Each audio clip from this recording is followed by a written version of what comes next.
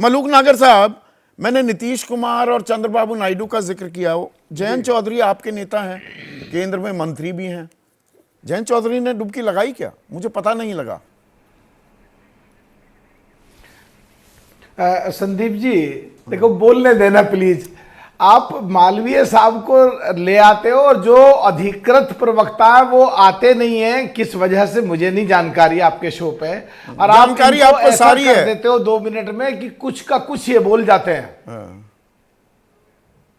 मुझे बोलने दो ना प्लीज। हाँ। मुझे बोलने दो ना। हाँ। देखिए, ये बात किसी को भी ये अधिकार नहीं है कहने का। एक तरफ जहां पे 66 करोड़ 30 लाख आए, वहीं पिछले लोकसभा के चुनाव में करीब 65% वोट पड़े।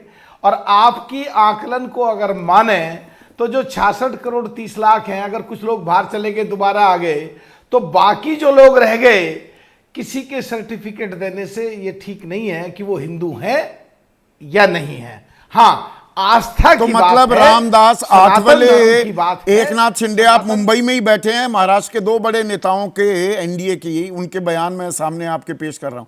वो कह रहे हैं ये तो हिंदुत्ववादी अपने आप को बताते हैं, ये तो नकली हैं, ये अपमान कर रहे हैं। ये सही कह रहे हैं क्या?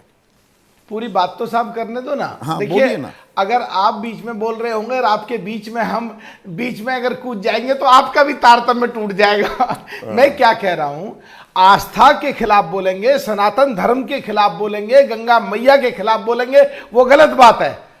जो कांग्रेस, सबसे सोकॉल्ड इंडिया गठबंधन की सबसे बड़ी पार्टी कांग्रेस, जिस दिन उसके राष्ट्रीय अध्यक्ष बड़े खड़गे साहब, वो सनातन धर्म के खिलाफ बोले। जिस दिन कुंभ चल रहा था, कुंभ में डुबकी लगाए से क्या होगा, गंगा मैया के खिलाफ बोले।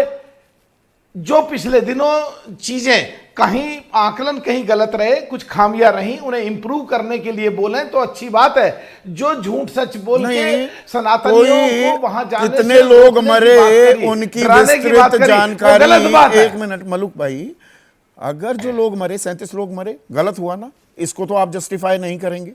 उनकी पूरी जानकारी आ गई क्या, सार्वजनिक की गई है क्या?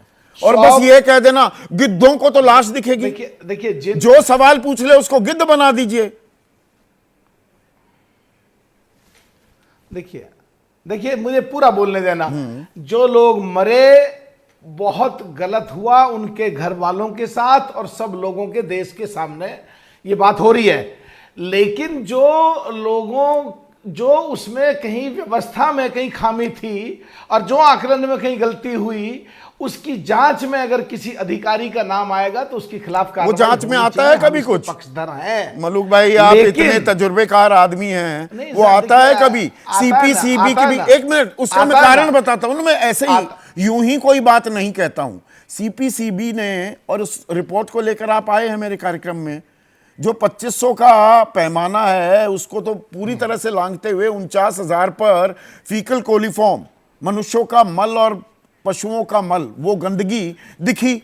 अब पता है, परसों सीपीसीबी ने एक और रिपोर्ट दी, फरवरी की, 12 फरवरी की, उसमें 700 दिखाया गया है ये पैमाना।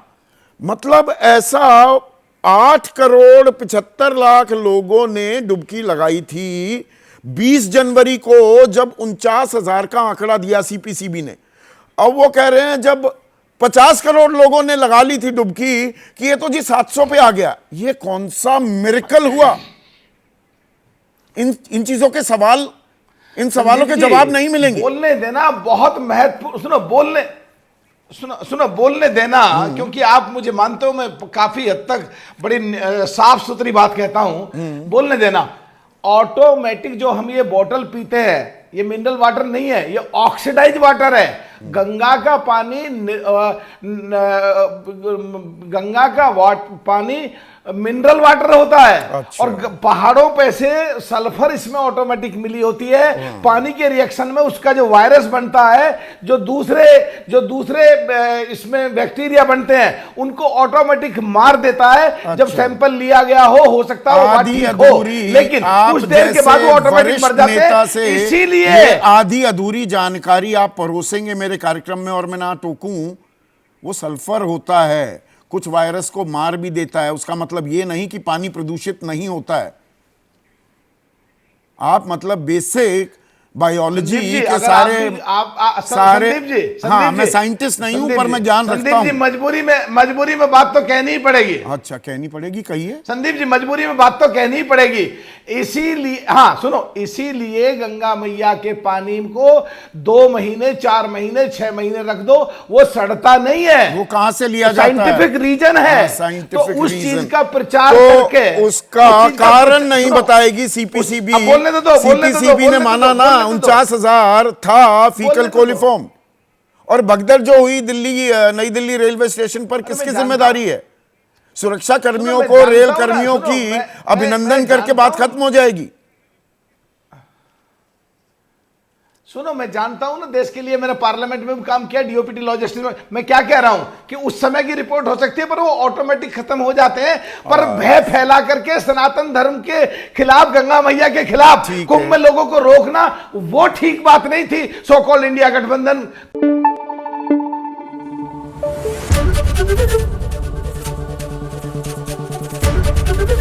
एबीपी न्यूज आपको रखे आगे।